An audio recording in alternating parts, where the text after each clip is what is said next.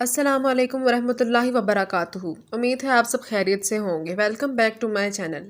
میرے channel Maliha world story پر خوش آمدید۔ تمام نئے ویور سے گزارش ہے کہ میرے چینل کو سبسکرائب کر دیں اور ساتھ بیل آئیکن پر کلک کر دیں تاکہ آنے والی ہر ویڈیو اپڈیٹس ان تک پہنچ سکے۔ ہماری آج کی کہانی ایک کوریا کی لوک کہانی ہے۔ امید ہے یہ دلچسپ کہانی آپ کو ضرور پسند آئے گی۔ چلیے شروع کرتے ہیں۔ کسی شہر میں ایک لڑکا رہتا تھا۔ اس کا نام فونگ تھا۔ اسے کہانی سننے کا بہت شوق تھا۔ وہ ہر روز سوتے وقت اپنی دادی سے ایک کہانی سنتا تھا۔ جب بھی وہ کسی سے شخص سے ملتا تو وہ اسے کہتا کہ مجھے کوئی کہانی سناؤ۔ ہر بار کہانی سننے کے بعد وہ اپنی سنی ہوئی کہانی کو ایک چھوٹے سے تھیلے میں محفوظ کر لیتا تھا۔ تھوڑے ہی دنوں میں اس نے اتنی زیادہ کہانیاں سن لیں اور ان کو اپنے تھیلے میں محفوظ کر لیا تھا کہ اس کا یہ تھیلا چھوٹا پڑ گیا تھا۔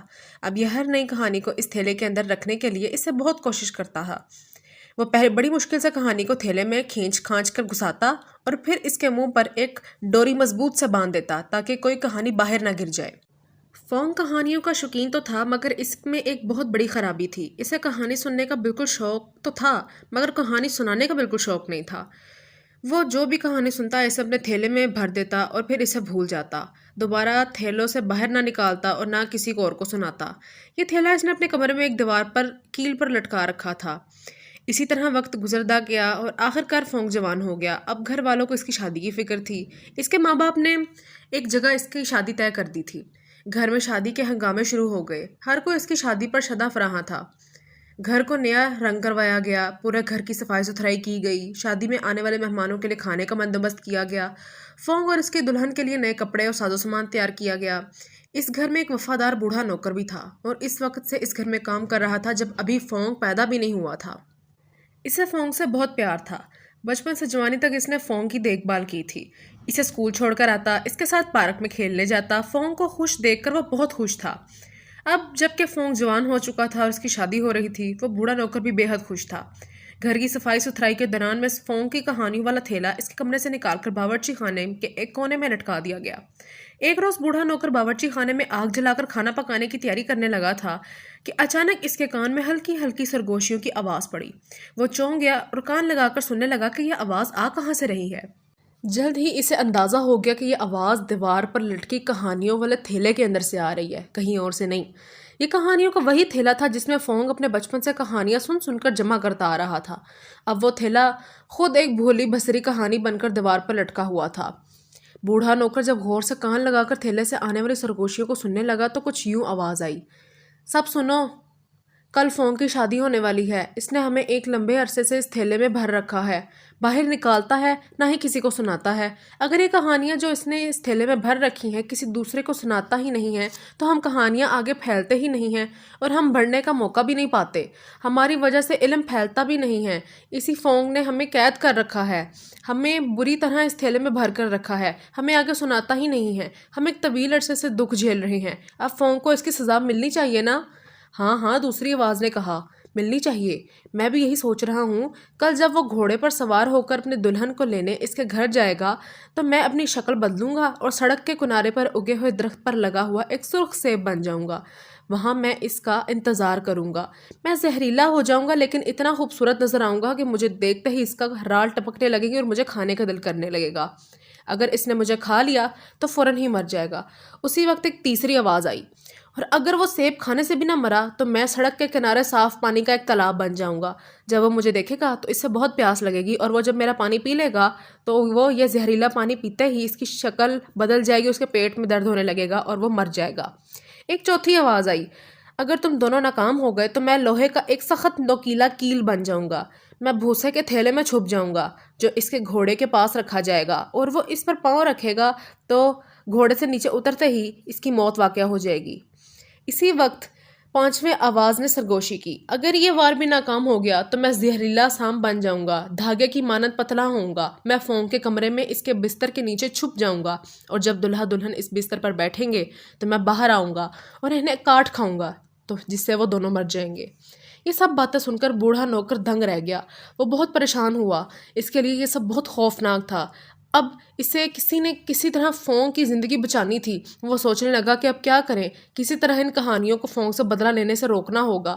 کچھ دیر سوچنے کے بعد اس نے فیصلہ کیا کہ کل جب فونگ اپنی بارات لے کر دلہن کے گھر کی طرف جائے گا تو وہ خود بھی اس کے گھوڑے کی لگام تھام کر اس کے ساتھ آگے آگے چلے گا۔ اگلی صبح شادی کی سب تیاریاں مکمل ہو چکی تھیں اور بارات چلنے کے لیے تیار تھی۔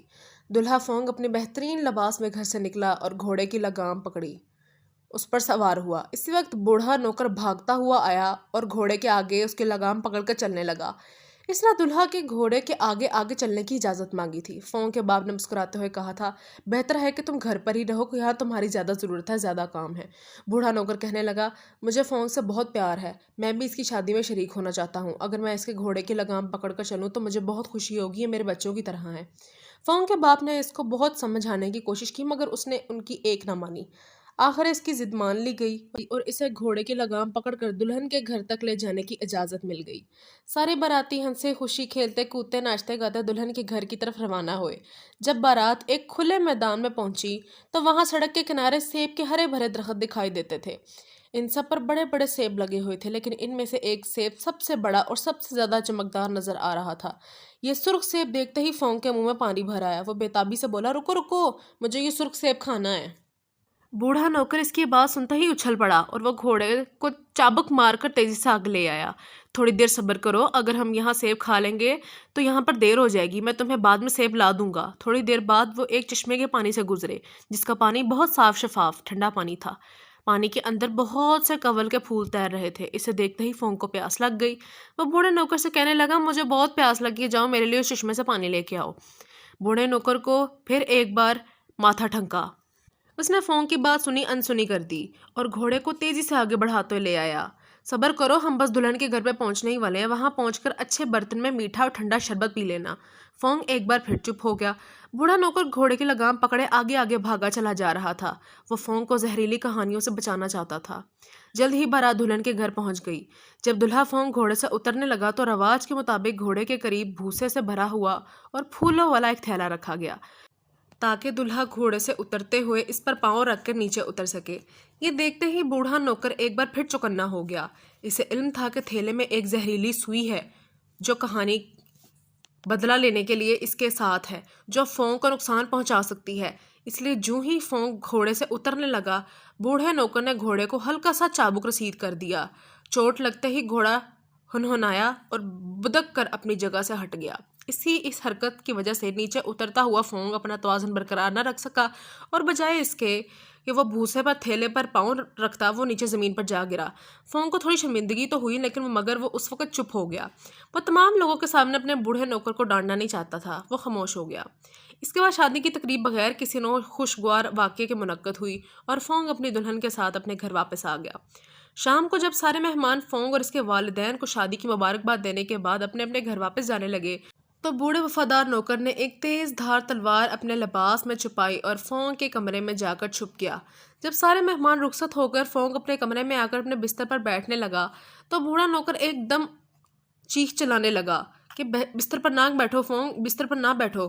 اس کی اس حرکت پر فونگ اس پر غصہ ہو گیا کہ نوکر پاگل ہو چکا ہے، ابھی وہ کچھ کہنا چاہتا ہے کبھی کچھ کرتا ہے۔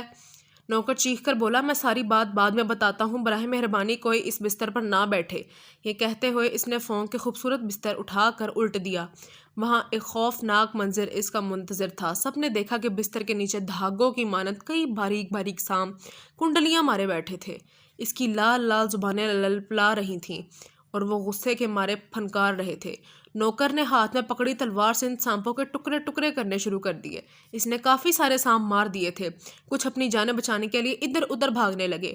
بوڑھے نوکر نے پورے کمرے سے سانپوں کو چن چن کر مار دیا۔ آخرکار سارے سانپ مارے گئے تو ہر کسی نے سکون کی سانس لی۔ فونگ کے والدین نے بوڑھے نوکر سے حیرت سے پوچھا، یہ سب کیا تھا؟ تمہیں کیسے پتا تھا کہ بستر میں سانپ ہیں؟ جواب میں بوڑھے نوکر نے ساری بات بتائی کہ کیسے اس نے باورچی خانے کی دیوار پر لٹکے کہانیوں والے تھیلے میں کہانیوں کی باتیں سن لی تھیں اور وہ اسے علم ہو گیا تھا کہ سب کہانیاں فونگ پر حملہ کرنا چاہتی ہیں، بس اسی لیے اس نے یہ سارے کام کیے اور آخرکار فونگ کو بچانے میں کامیاب ہو گیا۔ فونگ کے والد نے اسے بہت شاباشی دی اور فونگ کی جان بچانے پر اس کا شکریہ ادا کیا۔ یہی وجہ ہے کہ جب کہانیاں سنی جاتی ہیں تو انہیں کبھی بھی اپنے پاس چھپا کر نہیں رکھنا چاہیے، بلکہ ہمیشہ دوسرے لوگوں تک پہنچانی چاہیے تاکہ علم بڑھتا رہے۔